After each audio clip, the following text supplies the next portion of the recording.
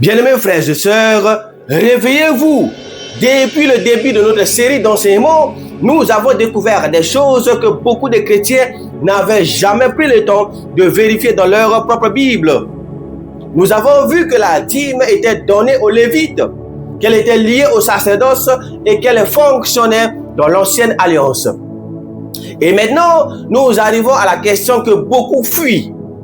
Si la dîme était liée aux Lévites, que devient-elle lorsque le sacerdoce change complètement? Voilà la vraie question qu'un chrétien sérieux et honnête doit se poser. Et avant de répondre, je vais vous demander d'être honnête avec vous-même, bien-aimés. Si demain quelqu'un vous dit, nous devons recommencer les sacrifices d'animaux, que répondez-vous? Vous répondrez immédiatement non. Si demain quelqu'un vous dit, nous devons retourner à adorer dans le temple de Jérusalem pour que notre prière soit exaucée, que répondez-vous? Vous répondrez immédiatement non. Voyez-vous? Si quelqu'un encore vous dit, les descendants de Lévi doivent reprendre leur activité au milieu du peuple de Dieu, vous répondrez immédiatement non. Alors, pourquoi lorsque nous arrivons à la dîme, beaucoup de personnes arrêtent-elles soudain de réfléchir? Pourquoi examinez-vous les sacrifices mais pas la dîme? Pourquoi acceptez-vous que le temple ait disparu mais refusez-vous d'examiner la dîme? Pourquoi reconnaissez-vous que le sacerdoce lévitique a changé mais voulez-vous que la dîme reste exactement la même? Frères et sœurs, soyons honnêtes et cohérents. La dîme ne vivait pas seule. Elle faisait partie d'un système. Elle était donnée aux Lévites. Elle dépendait du sacerdoce. Amen. Elle fonctionnait dans l'ancienne alliance. Et c'est exactement par là que Paul commence à nous enseigner dans Hébreux 7, verset 12. Car le sacerdoce étant changé nécessairement aussi, il y a un changement de loi. Amen. Écoutez bien, Paul ne dit pas le sacerdoce a été amélioré. Non. Paul ne dit pas le sacerdoce a été modernisé. Paul ne dit pas le sacerdoce a été ajusté. Paul dit clairement le sacerdoce étant changé. Ce n'est pas un homme qui a changé le sacerdoce, bien-aimé. Ce n'est pas une dénomination. Ce n'est pas un concile. C'est Dieu. Et Paul ajoute un mot extrêmement puissant, nécessairement. Alléluia. Autrement dit, lorsque Dieu change le sacerdoce, il y a des conséquences obligatoires, des conséquences que personne ne peut effacer avec une tradition humaine, des conséquences que personne ne peut annuler avec une opinion. Alors, je pose une question à vous qui tombez sur cette vidéo. À qui la dîme était-elle donnée selon la loi? Aux Lévites, bien évidemment. Pourquoi? Parce qu'ils exerçaient le sacerdoce. Donc la dîme était directement attachée au sacerdoce. Ce n'est pas une interprétation, bien-aimée, c'est un fait biblique. Et pourtant, beaucoup de chrétiens ont entendu des centaines de prédications sur la dîme sans jamais entendre une seule explication sérieuse sur Hébreux 7, verset 12. Pourquoi? Parce que ce verset oblige à réfléchir. Parce que ce verset oblige à poser des questions. Parce que ce verset oblige à examiner tout le système auquel la dîme appartenait. Et c'est précisément ce que beaucoup refusent de faire. Chrétien, ne sois pas paresseux dans ta foi. Ne te contente pas de répéter ce que tu as toujours entendu. Ne te contente pas de dire, mon pasteur l'a dit. Ne te contente pas de dire, on m'a toujours enseigné cela. Ouvre ta Bible, lis les textes, examine le contexte, suis le raisonnement de Paul jusqu'au bout. Car si Dieu a changé le sacerdoce, alors la question de la dîme mérite d'être examinée sérieusement. Amen. Et ce n'est pas tout, ce n'est que le début du problème, bien-aimé. Parce que certains vont dire, d'accord, le sacerdoce a changé. Puis immédiatement, ils vont ajouter, cela ne prouve pas que la dîme est concernée. Très bien. Alors, continuons simplement à suivre Paul dans ce que Dieu lui recommande de nous écrire. Pas les traditions, pas les habitudes religieuses, pas les raisonnements hérités des hommes, suivant les Écritures. Continuons de lire toujours dans Hébreux, cette fois-ci Hébreux 8, verset 13, déclare en disant, une alliance nouvelle, il a déclaré ancienne la première. Amen. Écoutez bien, après avoir parlé du changement de sacerdoce, Paul parle maintenant d'un changement d'alliance. Ce n'est plus seulement une question de lévite, ce n'est plus une question de sacerdoce, c'est tout le cadre dans lequel fonctionnait la dîme qui est concerné. Amen. Alors, bien-aimés, réfléchissons ensemble. La dîme appartenait à quelle alliance? Bien évidemment, à l'ancienne alliance. Les Lévites appartenaient à quelle alliance? À l'ancienne alliance. Le temple appartenait à quelle alliance? À l'ancienne alliance. Le sacerdoce aussi appartenait à quelle alliance? À l'ancienne alliance. Alors, pourquoi certains veulent-ils absolument que la dîme reste intacte alors que tout le reste du système a changé? Bien-aimés, pourquoi la dîme serait-elle la seule institution protégée de tous les changements que Paul est en train de décrire? Frères et sœurs, soyons sérieux.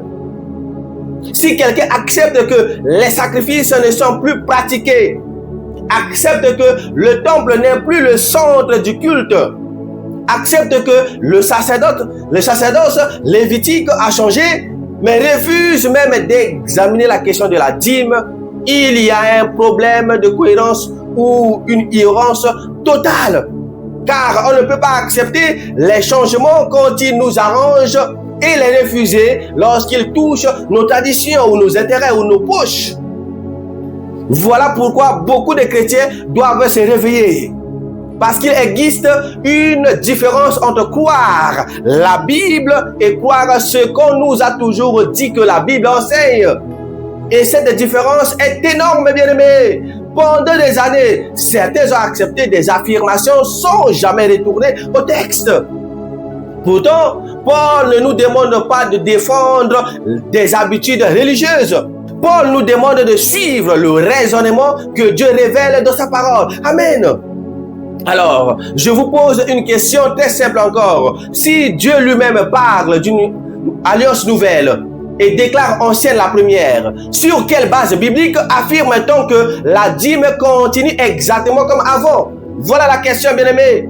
Et plus nous avançons dans les Écritures, plus cette question devient difficile à éviter honnêtement.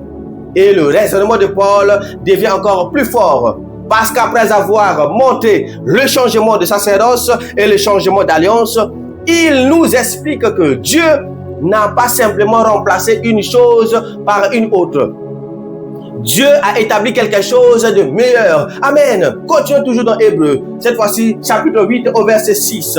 Déclare que Jésus-Christ est le médiateur d'une alliance plus excellente, établie sur des meilleures promesses. Alléluia. Amen. Écoutez bien cela, bien-aimé. Paul ne dit pas que la nouvelle alliance est identique à l'ancienne. Il ne dit pas que Dieu a simplement changé quelques détails. Il dit qu'elle est meilleure, elle est supérieure, elle est plus excellente. Alors, permettez-moi de poser une question à vous, bien-aimés.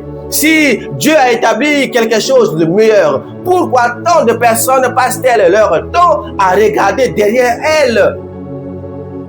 Pourquoi certains parlent-ils davantage de Lévi que Jésus-Christ? Pourquoi certains parlent-ils davantage du système ancien que l'œuvre parfaite du Seigneur? Alléluia! Pourquoi certains chrétiens connaissent-ils mieux les discours sur la dîme que les enseignements sur la nouvelle alliance? Frères et sœurs, il y a quelque chose d'anormal lorsque les croyants parlent plus souvent d'une institution que du Sauveur lui-même. Car regardez les priorités des apôtres. Lorsqu'ils écrivent aux églises, ils parlent de la foi, ils parlent du salut, ils parlent de la sanctification, ils parlent de l'amour, ils parlent de la persévérance, ils parlent de Jésus-Christ notre Seigneur et Sauveur. Voilà ce qui remplit leurs lettres. Voilà ce qui remplit leur prédication. Voilà ce qui remplit leur prière. Pourtant, aujourd'hui, certains croyants peuvent passer des années à entendre parler d'argent sans jamais recevoir un enseignement solide sur Hébreu, sur la nouvelle alliance ou sur la supériorité de Jésus-Christ. Alléluia. Et cela devrait nous faire réfléchir, bien-aimés, parce qu'à force de mettre l'accent sur une chose secondaire, certains finissent par perdre de vue ce qui est central. Or, Paul est très clair. Le centre n'est plus Lévi. Le centre n'est plus le temple. Le centre n'est plus le système ancien. Le centre est Jésus-Christ de Nazareth. Alléluia. Alors, chrétien, pose-toi honnêtement cette question. Lorsque tu écoutes un enseignement, vers qui ton regard est dirigé? Vers Jésus-Christ ou vers un système religieux? Vers l'œuvre parfaite du Seigneur ou vers des mécanismes hérités de l'ancienne alliance? Car plus nous avançons dans le raisonnement de Paul, plus une réalité devient évidente. Dieu est en train de conduire son peuple vers son Fils. Alléluia. Tandis que beaucoup continuent de regarder vers des institutions qui annonçaient justement la venue de ce Fils. Voilà la grande différence, bien-aimés. Mais il y a encore une question que beaucoup de chrétiens ne se posent jamais. Si la dîme est réellement une obligation centrale de la nouvelle alliance, pourquoi les apôtres ne passent-ils pas leur temps à la rappeler aux églises? Réfléchissez sérieusement à cela, bien-aimés. Paul a écrit aux Romains, aux Corinthiens, aux Galates, aux Éphésiens, aux Philippiens, aux Colossiens, aux Thessaloniciens, à Timothée, à Tite. Il a corrigé des divisions. Alléluia. Il a corrigé des faux enseignements. Il a corrigé l'immoralité sexuelle. Il a corrigé l'idolâtrie. Il a corrigé l'orgueil. Il a corrigé le désordre dans les assemblées. Mais où le voyez-vous reprendre une église parce qu'elle ne paye pas la dîme? Où voyez-vous annoncer une malédiction aux croyants parce qu'ils ne pratiquent pas la dîme? Bien-aimés, où voyez-vous expliquer le fonctionnement de la dîme de la nouvelle alliance? Frères et sœurs, ce sont des questions sérieuses. Parce que si une doctrine est aussi importante que nous le dit parfois, elle devrait occuper une place importante dans l'enseignement apostolique. Voilà la vérité biblique, bien-aimés. Pourtant, ce que nous voyons constamment, ce sont des appels à la foi, à la sainteté, à l'amour, à la persévérance, à la générosité volontaire, à l'aide aux pauvres, au soutien de l'œuvre de Dieu. Mais jamais les apôtres ne construisent la vie chrétienne autour de la dîme. Voilà pourquoi chaque chrétien doit faire très attention. Nous sommes à la fin des temps, bien-aimés, et Dieu nous jugera sur la base de sa parole. Car il existe un danger, celui de donner à une pratique une place que les apôtres eux-mêmes ne lui ont jamais donnée. Et lorsque cela arrive, l'équilibre biblique disparaît. Peu à peu, certains croyants finissent par penser que la preuve principale de leur fidélité à Dieu est financière. Pourtant, Jésus-Christ a parlé du cœur, alléluia, de l'obéissance, de la repentance, de la foi, de la vérité, de l'amour de Dieu et du prochain. Les apôtres ont suivi exactement la même direction. Alors, chrétiens, ne laisse personne remplacer les priorités de l'évangile par d'autres priorités. Ne laisse personne prendre ce qui est secondaire pour le placer à la place de ce qui est essentiel. Car lorsque nous lisons honnêtement le Nouveau Testament, nous découvrons que les apôtres ont consacré leur énergie à conduire les chrétiens vers Jésus-Christ et non vers un retour au système lévitique. Amen. Et maintenant, frères et sœurs, après tout ce que nous avons vu, après tous les textes que nous avons examinés, après le changement de sacerdoce, après le changement d'alliance, après la supériorité de notre Seigneur Jésus-Christ, alléluia, après l'enseignement des apôtres, chacun doit maintenant prendre une décision. Et oui, chacun doit maintenant prendre une décision. Toi qui es tombé sur cette vidéo, ce n'est pas un hasard. Car il arrive un moment où l'on ne peut plus se cacher derrière l'ignorance Il arrive à un moment où l'on ne peut plus dire « je ne savais pas ». Il arrive à un moment où chacun doit regarder les Écritures en face et choisir ce qu'il va suivre. Amen. Frères et sœurs, je vais parler avec franchise encore. Beaucoup de chrétiens sont manipulés parce qu'ils ne lisent pas leur Bible. Ils croient parce qu'on leur a dit de croire. Ils répètent parce qu'on leur a dit de répéter. Ils défendent parce qu'on leur a dit de défendre. Ils connaissent les slogans religieux, mais connaissent très peu les textes qui devraient soutenir ces slogans. Et cela est très grave, bien-aimés. Parce que Dieu ne nous a jamais demandé de suivre les hommes les yeux fermés. Non! Dieu nous a donné sa parole. Alléluia. Et sa parole est à la disposition de tout le monde. Mais il existe une situation encore plus grave. Ce sont ceux qui voient la vérité dans les Écritures. Ce genre d'enseignement qui comprennent le raisonnement biblique, qui constatent les contradictions, mais qui continuent malgré tout à fermer les yeux parce qu'ils ont peur des réactions des hommes. Quelle folie! Ils ont peur de perdre leur place. Ils ont peur d'être critiqués. Ils ont peur d'être rejetés. Ils ont peur de remettre en question ce qu'ils ont toujours entendu. Alors ils préfèrent de rester dans le confort plutôt que de suivre la vérité jusqu'au bout. La vérité de l'évangile de notre Seigneur Jésus-Christ et les apôtres. Bien-aimés, la vérité n'a jamais avancé grâce aux hommes qui suivent la foule. Non, la vérité avance grâce à ceux qui ont le courage de placer la parole de Dieu au-dessus de leur habitude, au-dessus de leur tradition et au-dessus de la pression des hommes. Voilà pourquoi je vous exhorte aujourd'hui, vous qui tombez sur cette vidéo, ne soyez pas des chrétiens paresseux, ne soyez pas des chrétiens qui avalent tout sans vérifier dans les Écritures. Ne soyez pas des chrétiens qui confondent fidélité à Dieu et fidélité à une tradition ou à un homme. Ne soyez pas des chrétiens qui connaissent la vérité mais refusent de la suivre lorsqu'elle dérange. Ouvrez votre Bible comme les Béréens. Examinez les Écritures. Examinez les enseignements que vous écoutez. Confrontez-les avec les Écritures. Vérifiez ces enseignements. Testez tout à la lumière des Écritures.